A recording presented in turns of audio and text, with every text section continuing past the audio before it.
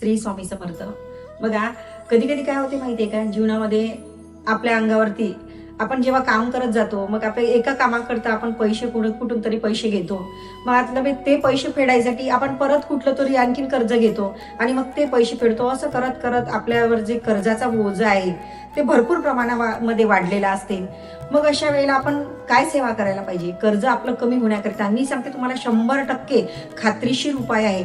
याच्यामध्ये कुठल्याही प्रकारचा म्हणजे हे करता येणार नाही, असा सुंदरसा उपाय आहे आणि हा सगळ्यांनी करायचा आहे आणि व्हिडिओ पूर्ण पाहायचा आहे. मग अशा वेळेला आपण काय करायला पाहिजे, जेणेकरून आपलं कर्ज हे पूर्ण फिटलं पाहिजे, कर्ज आपल्या अंगावरचं निघून गेलं पाहिजे, बोजा आपला हलका झाला पाहिजे. मग अशा वेळेला आपण काय करायला पाहिजे? तर मग आपण काय करायला पाहिजे?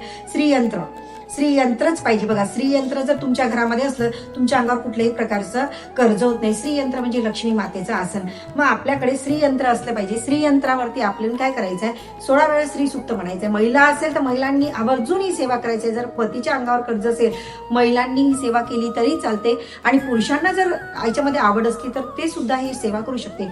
श्रीयंत्र समोर ठेवायचं आहे आणि 16 वेळा त्याच्यावरती श्रीसुक्त म्हणायचं आहे आणि 17 वेळा याला फलश्रुती म्हणायचं आहे आणि तुमचं कर्ज हे 1 महिन्याच्या आत किती प्रमाणामध्ये फिटते याचा तुम्ही स्वतः अनुभव घ्यायचा आहे. कारण हे जे आहे हे आमच्या अनुभवाचे बोल आहे. कारण आम्ही केंद्रामध्ये या सगळ्या सेवा देत असतो आणि लोकांचे कर्ज याच्यामधून जेव्हा फिटतात ना, ते स्वतः मला अनुभव सांगायला येतात. म्हणूनच आम्ही हे अनुभव तुमच्यासमोर सगळ्यांसमोर शेअर करताय.